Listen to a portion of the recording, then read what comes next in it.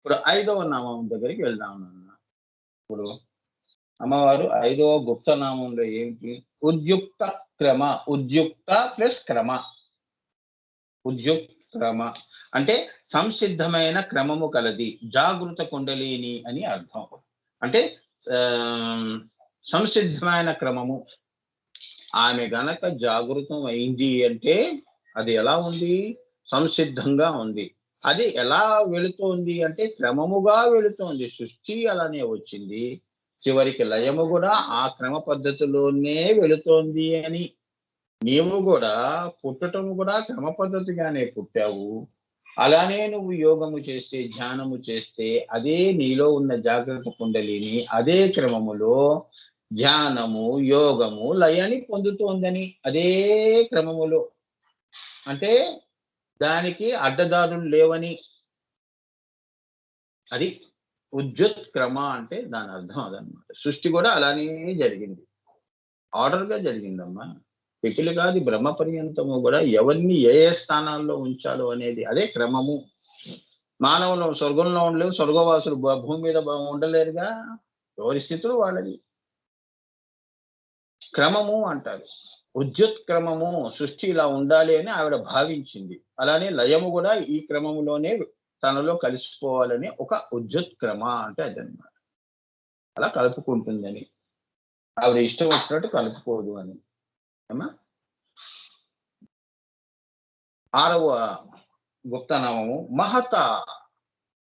మహత అంటే ఏంటి? మహత్తు అని కదా. మహత్ అంటే హిరణ్య గర్భ లక్షణము. పర, అవ్యక్త, మహత్ అన్నది హిరణ్య గర్భ లక్షణము. అహంకారము హిరణ్మయ లక్షణము. కాబట్టి మహత అని, మహతి అని ఈ 2 నామములు కూడా అమ్మవారి యొక్క హిరణ్య గర్భ లక్షణాన్ని తెలియపరుస్తాయి. అంటే ఇక్కడ ఏంటంటే నాన్న, మహత అంటే ఏంటంటే అమ్మవారు హ్రీంకారాసన గర్భితానలసికాం తౌం హ్రీం గళాం బిభ్రతీం అని నువ్వు పాడుతున్నావే ధ్యాన శ్లోకంలో. ఇక్కడ ఏంటంటే అమ్మవారు అన్ని సృష్టికి కావలసిన పదార్థములన్నీ కూడా తన దగ్గర పెట్టుకున్న ఆకాశం అది. అదే మహదాకాశము అంటారు. మహత్తులన్నీ కూడా అంటే ఇప్పుడు నేను ఇలా ఇక్కడ భూమి మీద ఉన్నాను అంటే నేను ఎలా అక్కడి నుంచి ఈ రూపాన్ని దాల్చాను అనే క్రమం అంతా కూడా అమ్మవారి దగ్గర బీజములన్నీ తన దగ్గర పెట్టుకుంది. అదనమాట. సూర్యుడు ఎలా ఉండాలి, చంద్రుడు ఎలా ఉండాలి, సృష్టి ఎలా ఉండాలి, ఇవన్నీ మూలమంతా అక్కడ తన దగ్గర ఉంది. కాబట్టి ఆమె మహత. అన్ని మహత్తులు. ఇప్పుడు నువ్వు సృష్టిలో చూస్తుంటావు, అబ్బా ఎంత బాగుందండి ఈ దృశ్యం, అవునా? ఆ మహత్ అంతా అమ్మవారు అక్కడ పెట్టుకుని ఉంది. అదనమాట మహత్ అంటే అది. ఆమె ఏమిటి? హిరణ్య గర్భ అన్నారు. బంగారు గర్భం అది. హిరణ్య గర్భ అంటే బంగారం అంటే ఈ బంగారం అని కాదు అక్కడ. సృష్టి మరి సూర్యుడు ఉదయిస్తున్నప్పుడు ఎలా ఉంటాడు? హిరణ్యవర్ణం హరిణీం సువర్ణరతస్రజాం అని నువ్వు చదువుతున్నావు కదా శ్రీ సూక్తం. బంగారు కాంతులతో సూర్యుడు ఉదయిస్తున్నాడు అని. సృష్టికి అటువంటి గర్భము నుంచి ఈ సృష్టి వస్తోంది అని హిరణ్య గర్భ అంటే. ఆమె బ్రహ్మాణి. ఇంత సృష్టి చేస్తుంది కాబట్టి బ్రహ్మాణి ఏనన్నా. దాన్నే హిరణ్మయి. కాబట్టి అమ్మవారిని మహత అని, మహతి అని పేర్లు ఉన్నాయిగా ఆడపిల్లలకి. అమ్మ మహతి అని పేరు పెడతారు. సో ఈ మహత్ అనే ఈ నామము హిరణ్య గర్భ లక్షణము కలది అని. అంటే ఆవిడ గర్భము నుంచి ఈ సృష్టి అంతా వస్తోంది అని. ఏమా ఇక 7వ నామము శమా. శమాధమము, శమధమాది షట్ సంపత్తి అంటారు కదమ్మా. అలా అందులో శమ అంటే ఏంటి? ఇంద్రియ నిగ్రహము. శమ అంటే వాటి చేత వచ్చే అనుభూతి శమము. అది ఏ శాంతి. దానిని కోరియే మానవులు తపస్సును ఆచరిస్తున్నారు, జ్ఞానముని పొందటానికి ప్రయత్నం చేస్తున్నారు.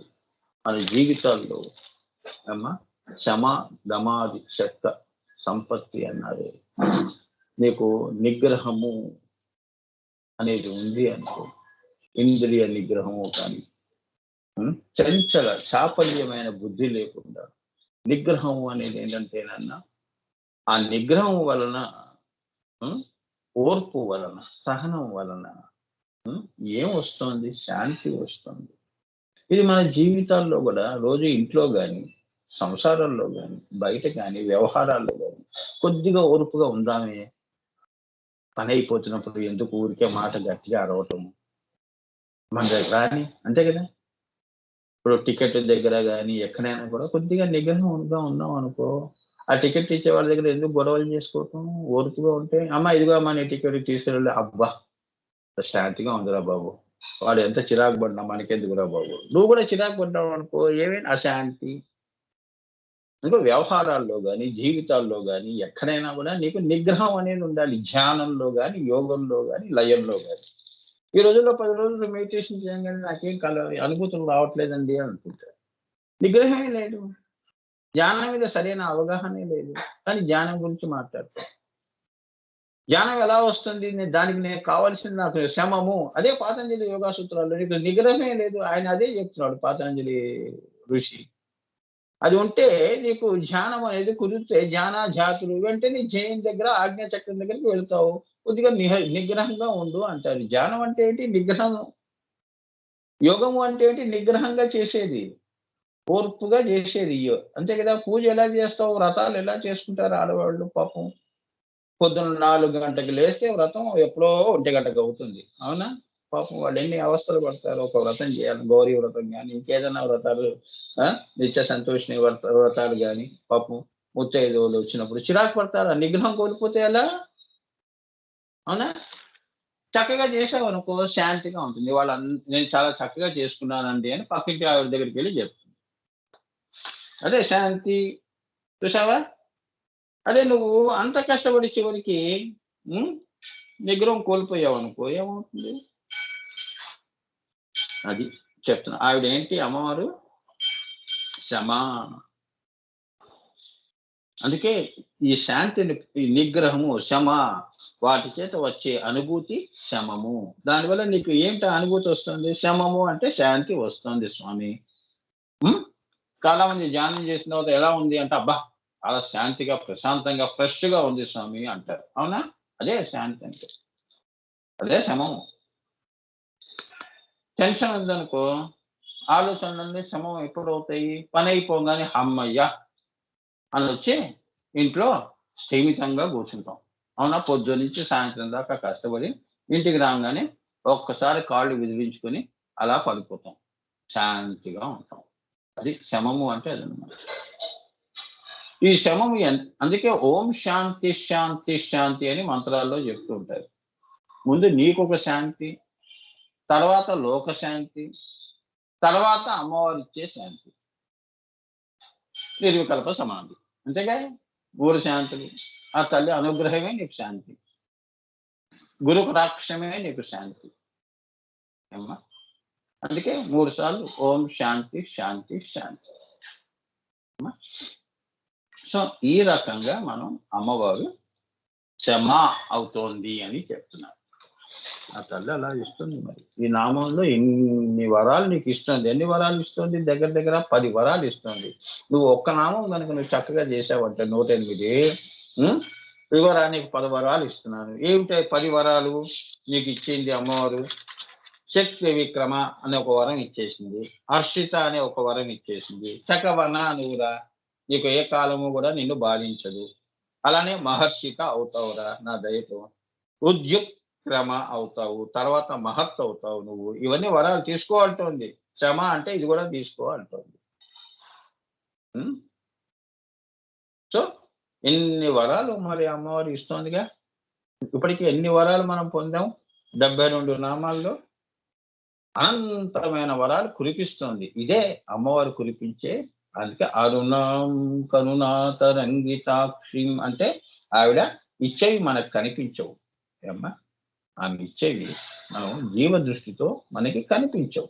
కానీ అవి స్వానుభూతిలో తెలుసుకుంటాం. కరెక్టే కదా! ఇవాళ శాంతిగా ఉన్నాను అంటే అమ్మో! శమము. ఆ నామం విన్నాను కాబట్టి నాకు పనయిందండి. ఇవాళ కొద్దిగా నాకు శాంతిగా ఉంది. మరి వచ్చిందా లేదా వరం? సాకారమైందా అన్ని వరాలు? అలా నీ జీవితాన్ని నువ్వు చక్కగా సుఖవంతం, శాంతివంతం చేసుకోవాలని అదనమాట అమ్మా, తెలుసుకోవలసింది రహస్యం అదేనమ్మా. ఇప్పుడు 8వ నామం చూడండి, ఇంకో వరం ఇస్తుంది అమ్మవారు. ఎంత దయ తల్లికి. ఉమ్. ఓ పక్కన దుష్ట సంహారం చేస్తూనే మనకు వరాలు ఇస్తుంది. నీ ప్రార్థన వింటోందమ్మా. పాపం ఆవిడ ఎంత యుద్ధం చేస్తున్నా, బిడ్డలు పిలుస్తున్నారని ఈ నవరాత్రుల్లో నువ్వు అమ్మ అని పిలిచావనుకో, ఏం నాయనా అని చెప్పి వాడితో అక్కడ యుద్ధం చేస్తుంది అక్కడ అమ్మవారు. ఆమెకి ఎంత నిగ్రహం ఉందో చూడండి. అంత ఆగ్రహాన్ని మళ్ళీ బిడ్డల మీద వెళ్తే అనుగ్రహంగా దృష్టి ఉంది ఆవిడ. అందుకే ఆవిడ ఏమిటి అన్నిటికీ అతీతం అంటే అదనమాట ఆ తల్లి గొప్పతనం. ఉమ్. ఆమె వస. వస అంటే ఏంటి? 8. సర్వము తన వశమునందే ఉన్న నిరీశ్వర అని ఆమె అర్థం అన్నమాట. నువ్వు అనుకుంటావు అన్నీ నా వశంలో ఉన్నాయండి, నా మనసు నా వశంలో ఉంటుంది, నేనేం చెప్తే అది వింటుంది, నా బుద్ధి ప్రకారంగానే చేస్తాను, ఆ ఇష్టమైతే చేస్తాను లేదంటే లేదు అని మనం విర్రవీగుతున్నప్పుడు ఉం? ఈ అజ్ఞానంతో ఉండకు. నేను వస, సర్వము ఈశ్వరుడి దగ్గర నుంచి సర్వ స్వాధీన వల్లభ, శివుణ్ణి కూడా స్వాధీనం చేసుకున్నాను. ఇక నువ్వెంత? అవునా? సో సర్వము తన వశమునందే ఉంచుకుంది. అందుకే తన వశము నందే ఉంచుకుంది కాబట్టి ఈ దేనికి ఏది కావాలో, ఏది ఎప్పుడు ఇవ్వాలో అనేది ఆ తల్లికి తెలుసు అని చెప్తున్నారు. నువ్వు అడిగితే ఇచ్చేది కాదు అది. అర్థమైందా? ఆమెని నువ్వు వశం చేసుకోవాలంటే అది మాయలో నువ్వు ఉన్నట్టే గాని ఆ తల్లి ఎవరికి వశం కాదు. కేవలం భక్తికి వశం అవుతుంది అంతే. శ్రద్ధకి వశం అవుతుంది.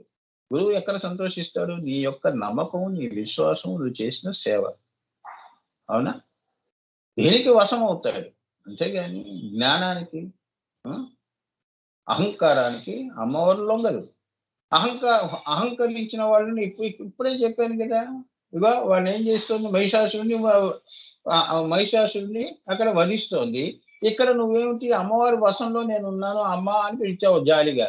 వస్తున్నాను అన్న అని చెప్పి టక్కన వస్తున్నానమ్మా ఉండు, ఒక్క నిమిషం ఆగు, వీడిని సంహారం చేసి వస్తాను అని. అవునా? నీ భక్తికి వశమైంది అక్కడ.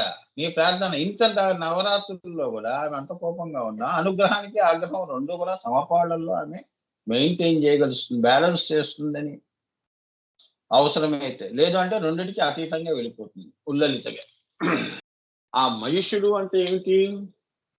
ఉమ్? దాన్ని సంహరించటం. అప్పుడే ఏమవుతుంది? శాంతి అనేది నెలకొల్పబడుతుంది.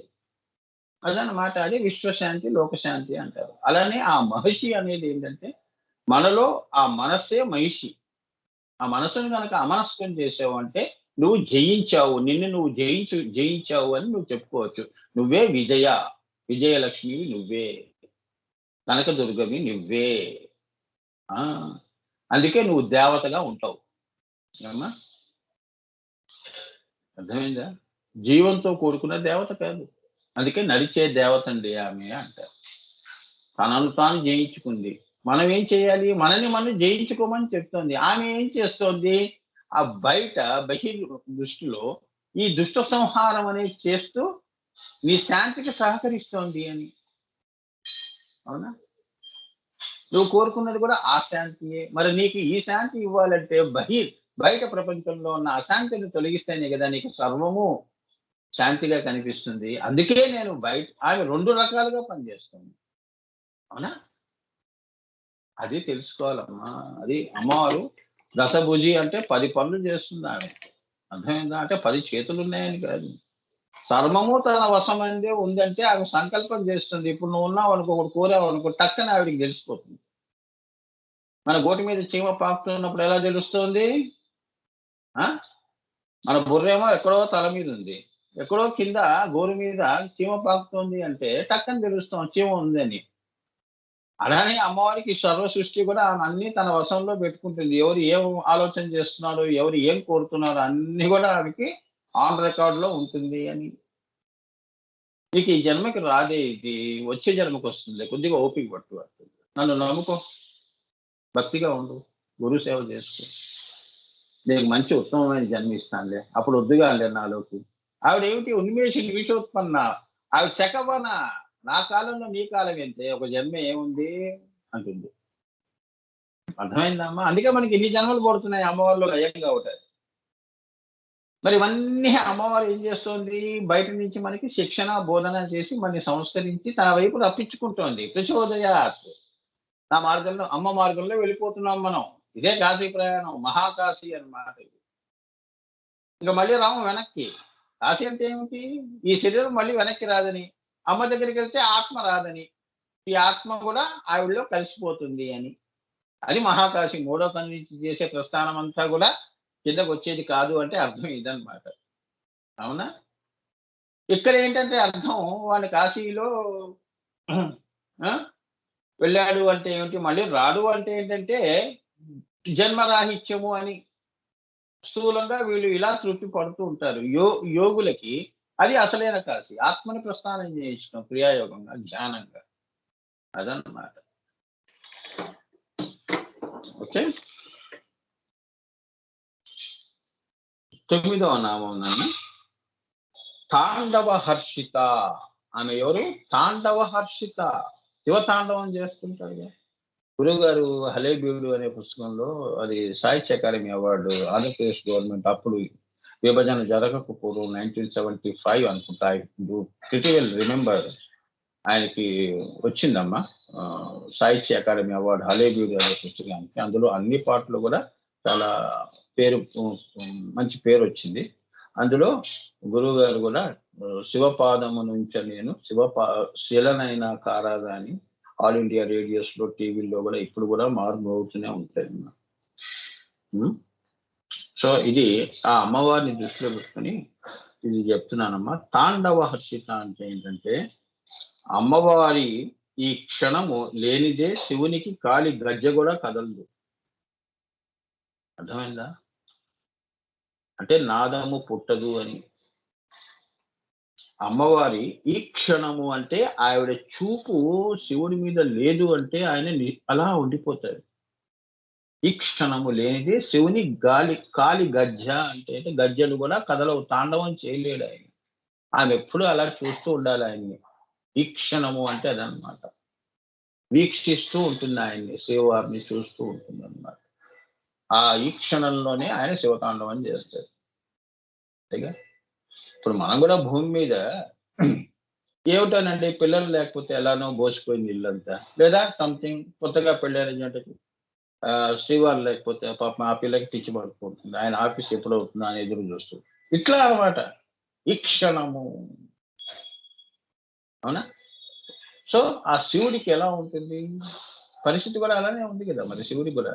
ఆయన కాలి గజ్జ కూడా కదలదు అంటే సృష్టి చైతన్యం కాదు అని. గజ్జ దేనికి సంకేతము? గజ్జలు శివుడి యొక్క గజ్జలు దేనికంటే నాదము, డమరుకం, నాదం. తాండవం చేస్తున్నాడు అంటే ఏంటంటే ఈ సృష్టినంతా కూడా క్రమ పద్ధతిలో, అంటే ఈ సృష్టి అంతా కూడా నాట్య శాస్త్ర ప్రకారంగా చైతన్యం అంతా కూడా నృత్యము చేస్తున్నది అని. నీ శ్వాస దగ్గర నుంచి సరైన శ్వాస ఎలా తీసుకుంటున్నావు నువ్వు? ఎలా పడితే అలా వచ్చి పోవట్లేదు శ్వాస. నృత్య శాస్త్ర ప్రకారంగా లయ, తాళ ఇవన్నీ కూడా కరెక్ట్ గా ఉండాలి. హార్ట్ బీట్ కూడా నిమిషానికి ఇన్ని డాక్టర్ ఎలా చెప్పగలిచాడు? అవునా? నిన్న ఎంత ఉందో హార్ట్ బీట్ ఇవాళ అంతే ఉండాలి, తేడా ఉండకూడదు. అదనమాట. సృష్టి అంతా కూడా ఈ తాండవం మీద ఆధారపడి ఉంది అంటే ఆ అమ్మవారు ఈయనని ఈక్షణం చేయకపోతే ఇదంతా స్తంభించిపోతుంది అని. ఓకే, అదనమాట.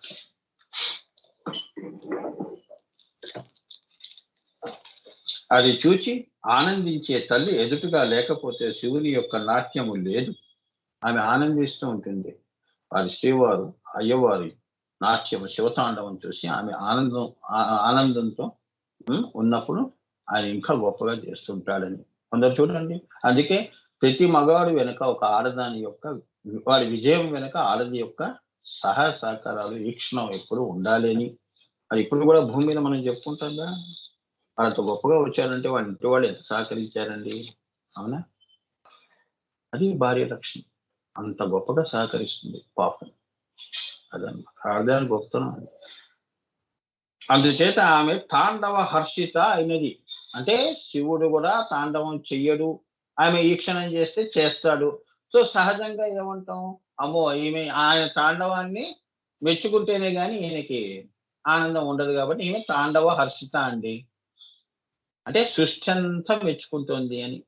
ఆయన సంకల్పాన్ని ఆరాధిస్తున్నాము అని, శివారాధన చేస్తున్నామని, ఆయన తాండవం చేస్తున్నంతసేపు ఈ సృష్టి అంతా ఇప్పుడు మనం అందరం మాట్లాడుకుంటున్నాం అంటే ఆయన తాండవం చేస్తున్నాడు కాబట్టి ఆయన చలవ, ఆయన దయ, ఆయన కృప. అనా మన శ్వాస వస్తుంది పోతుంది అంటే ఆయన అక్కడ చేస్తున్నాడు కాబట్టి ఇక్కడ మన శ్వాస నృత్యం చేస్తుంది నాసికా రంధ్రాల్లో. నీ గుండె చప్పుళ్ళు అలానే ఉన్నాయి. నీ మనసు ఊహలు, ఆలోచనలు కూడా అలానే వస్తున్నాయి. అవునా? ఆనందాలు, దుఃఖాలు ఇవన్నీ గూడా. ఇవన్నీ లయబద్ధకంగా జరుగుతోంది సృష్టి అని. అర్థమైందా? అదనమాట.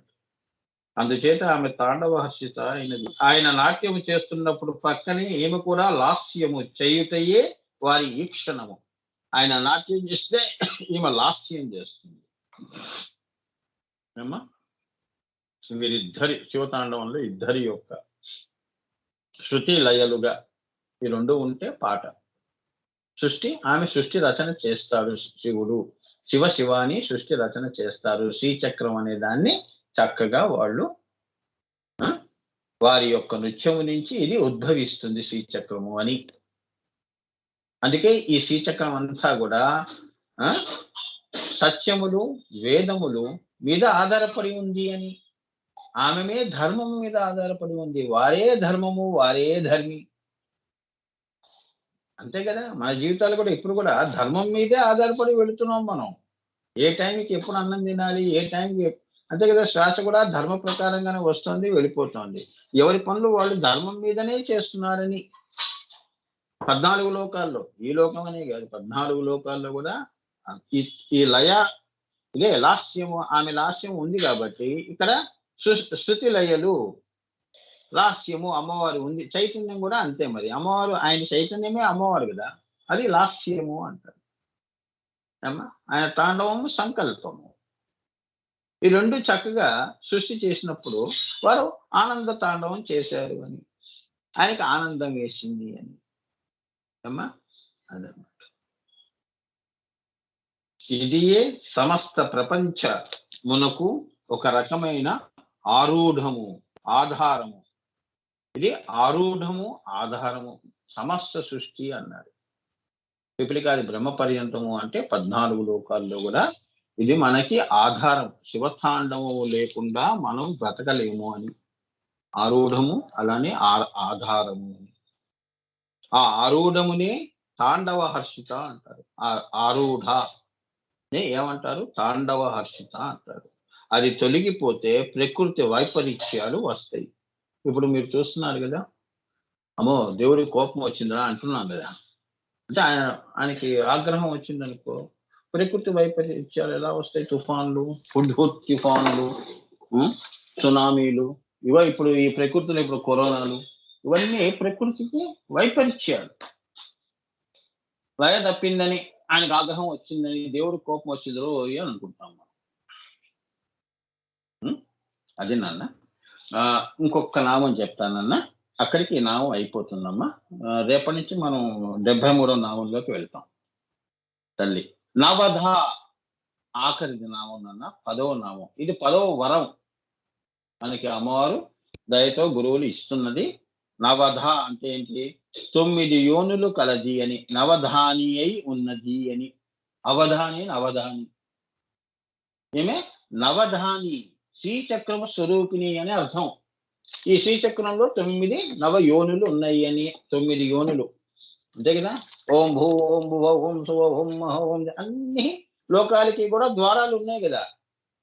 విష్ణుమూర్తి కూడా మరి వైకుంఠం ఎలా ఉంటుంది?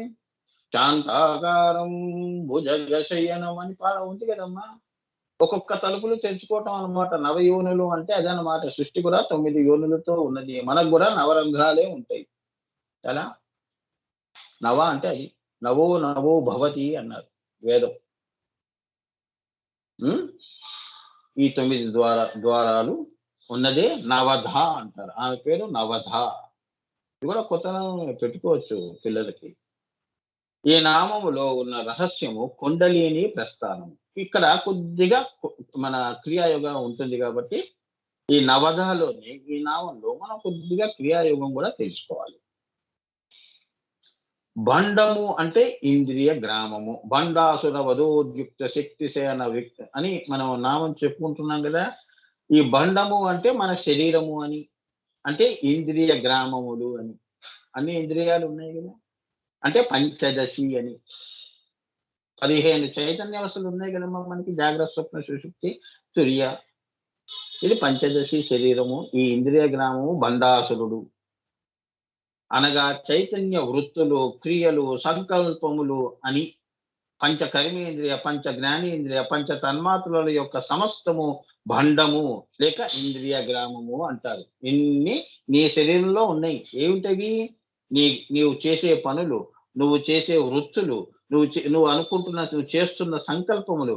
అలానే దేంతో చేస్తున్నావు? పంచ కర్మేంద్రియాలు, పంచ జ్ఞానేంద్రియాలు, పంచ తన్మాత్రల యొక్క సమస్తము కూడా దీన్ని ఏమన్నారు? భాండాగారము అన్నారు. ఇవన్నీ నీ శరీరంలో ఆ భాండాగారంలో నిక్షిప్తమే ఉన్నాయి కాబట్టి మనకి పేరేమిటి? భండాసుర అని. భండాసుర అంటే రాక్షసులు అని కాదు అక్కడ అర్థం. భాండము అంటే ఏంటంటే భాండాగారము అని. పెట్టబడి ఉన్నాయి, దాచబడి ఉన్నవి అని. ఈ శరీరం అటువంటిది అన్నమాట. సో దానిని అంటి పెట్టుకుని ప్రేరణ చేసే స్నాయువు మండలం అంతా కూడా బండ సైన్యం. ఇప్పుడు నీకు ఏదైనా తినాలి లేదా ఏదైనా పని చేయాలి అంటే దాన్ని ప్రేరేపించే శక్తి ఒకటి ఉండాలి కదా. అదేమిటిది? ఆ సైన్యం ఉండాలి. ఇప్పుడు చెయ్యని కదపాలి అంటే అక్కడ నరాలన్నీ కూడా ఏమిటి? ఈ సైన్యం అంతా అక్కడ నరాలన్నీ చెయ్యిని లేపే ప్రయత్నం చేస్తాయి. అంటే నీ యొక్క పంచేంద్రియాలు, పంచ కర్మేంద్రియాలు, జ్ఞానేంద్రియాలు ఆర్డర్ చేసింది కాబట్టి అప్పుడు నువ్వు చెయ్యి పక్కకి పెట్టావు. అలా ఏంటంటే బండ సైన్యం అంటే ఏమిటిది? 72,000 స్నాయు సముదాయములు బండ సైన్యము అవుతుంది. నీ నరాలు ఇప్పుడు కాళ్ళు, నువ్వు నడుస్తున్నావు అంటే నరాలు గట్టిగా ఉన్నాయి కాబట్టి పరిగెడుతున్నావు. అవునా? గోల్డ్ మెడల్ వస్తుంది. నరాలు వీక్ గా ఉన్నాయనుకో కీళ్ళ జబ్బులు వస్తాయి. Nervous weakness. అవునా? పార్కిన్సన్ డిజీజెస్ అని చెయ్యి ఇలా కొట్టుకుంటూ ఉంటుంది. నరాల బలహీనత. ఇదంతా కూడా బండుడి యొక్క సైన్యము. అంటే ఏంటంటే మన మానవులకి సైన్యం మనకి ఏమిటి అంటే ఇగో ఇదే 72,000 స్నాయు సముదాయం. అర్థమైందా? ఈ బండ సైన్యము 10 ఇంద్రియములను ప్రేరేపించి స్నాయు సముదాయము ఇదేం చేస్తుంది? ఈ బండ సైన్యము, ఈ నరాలు 72,000 నరాలు, నాడీ సముదాయం ఏం చేస్తుంది? 10 ఇంద్రియములను ప్రేరేపిస్తాయి. అంటే నిన్ను నడుపుతాయి, ప్రేరేపిస్తుంటుందన్నమాట. జివ్వ చాపల్యము. స్వీట్ తినాలి అంటే నాలిక నరం ఊరుకోదు. కొందరు చూడండి అతి వాగుడు. ఆ నరం అలా కొట్టుకుంటూ ఉంటుంది. ఏదో వాగుతున్నా వస పోసినట్టు వాగుతున్నా ఉంటుంది. ఓకే, అట్లా అన్నమాట. వాటి ప్రకోపాన్ని సుప్తము చెయ్యటము. మరి అలాంటప్పుడు ఈ బండ సైన్యాన్ని మేము ఎలా సంహరిస్తాం స్వామి? దీన్ని ఎలా సుప్తము చేస్తాం? సుప్తము అంటే ఏంటంటే శమము, దమింపజేయటం, శాంతిపరచటం. నరాల వ్యూహం ఉందనుకో, స్వీట్ తినాలి, కోరిక చంపుకోవటం. ఎలా చంపుతాం? ఎలా సంహరిస్తాం? ఇప్పుడు నేను స్వీట్ తినకూడదు, దీక్షలో ఉన్నాను, ఆ కోరిక ఎలా చంపుకోవాలి? దాని గురించి చెప్తున్నాడు. వాటి ప్రకోపాన్ని సుప్తము చేయటము, నిరస్థము చేయటము. ఉద్యుక్త శక్తి అంటే జాగృత కుండలిని అని. అమ్మవారి పేరుంది కదా. ఇప్పుడు అన్ని ద సమ్ టోటల్ అన్ని నామాలు ఒకసారి చెప్పేస్తున్నాడు. ఉద్యుక్త శక్తి అంటే జాగృత అప్పుడు నువ్వు కుండలిని శక్తిని ఏదైతే మూలాధారంలో అది ఉద్యుక్త శక్తి అంటే జాగృత కుండలిని అని అర్థం. అప్పుడు విక్రమము అంటే క్రమముగా చేసే చక్రవిధ. నువ్వు చక్కగా ధ్యానము, యోగము చేసావనుకో అప్పుడు ఈ 72,000 ఈ దశేంద్రియాలు ఇవన్నీ కూడా ఈ బండ సైన్యం అంతా కూడా నీకు లొంగి ఉంటాయి అని. అది అంటే ఒక రకంగా చెప్పాలి అంటే నువ్వు కూడా అమ్మవారితో పాటు నువ్వు కూడా బండ సైన్య వధోద్యుక్త అయ్యావని, నువ్వు యుద్ధం చేస్తున్నావని, నువ్వు కూడా చెయ్యమని చెప్తోంది. మనందరం అమ్మవారి సైన్యము అని నామ ప్రకారంగా చూస్తే. యోగ ప్రకారంగా చూస్తే ఇది అర్థం. అర్థమైందా? అదనమాట అమ్మకి సహకరించడం, అమ్మ మాట వినటం అంటే ఏంటంటే అర్థం ఇది. ఆమె ఎలా ఆలోచన చేస్తుందో నువ్వు అలా చేయటం. ఆమె ఏం చెప్తే అదే చేయటం. అప్పుడే నీకు తల్లీనత అనేది వస్తుంది. దేవుడు వేరు, నేను వేరు, జీవుడు వేరు, దేవుడు వేరు అనే భేదం ఈ మాయయే. ఇగో ఇప్పుడు చెప్పాడే 72,000 దశేంద్రియాలు ఇవన్నీ కూడా మాయ. ఈ మాయను తొలగిస్తే, వీడిని వధిస్తే, మాయతో తొలగిస్తే నీకు అమ్మవారి స్థితి వస్తుంది, అమృత స్థితి వస్తుంది అని. సో ఆ చక్రవధ చెయ్యాలి అంటే ఏంటంటే మూలాధారంలో జాగృత కుండలిని దాన్ని లేపటం. ఏంటంటే awakening of the serpent power అంటారు. ఓకే. హర్షిత అంటే ఒక్కొక్క చక్రమును దాటుతూ తాను బ్రహ్మము కంటే వేరు కాదని, నువ్వు ఒక చక్రం నుంచి దాటావనుకో నేను బ్రహ్మాని కంటే వేరు కాను అని పెట్టుకోవాలి మనసులో. అమ్మా నేను పోతున్నాను బాబోయ్, నాకు వీళ్ళందరూ నాకు శాశ్వతం అని బంధం కాదు, బంధము చెంపుకోవటం. బ్రహ్మము దగ్గరికి వెళుతున్నప్పుడు బంధం నీకు అడ్డవుతుంది. ఈ బంధం, ఈ పాశమని నువ్వు తొలగించుకోవటం. బ్రహ్మము కంటే వేరు కాదని తెలుసుకున్న సుషుష్మ ఎప్పుడైతే జాగృతం అవుతుందో అది అన్ని కట్టలు తెంచుకున్నట్టు అమ్మ అయ్యవారి దగ్గరికి వెళ్ళిపోతుంది. అమ్మవారు సుషుష్మ పారవస్య అనుభూతి, అదియే హర్షిత లక్షణము. ఆనందంగా అయ్యవారి దగ్గరికి వెళ్ళిపోయి సహస్రార కమలంలో ఆ కన్నికలో అయ్యవారితో ఏకమవుతుంది అని, అద్వైత స్థితి పొందుతుంది అని. అద్వైత సిద్ధికి అని పాట కూడా ఉంది కదమ్మా, ఇదే దాని అర్థం ఇది. అదే నాదా తనుమనిషం శంకరం అని పాట ఉంది కదా. ఈ నాదమే ఆయన విశ్వనాదంలో కలుస్తుంది. ఆయన విశ్వనాథుడు. ఇక్కడికి నామం అయింది నాన్న.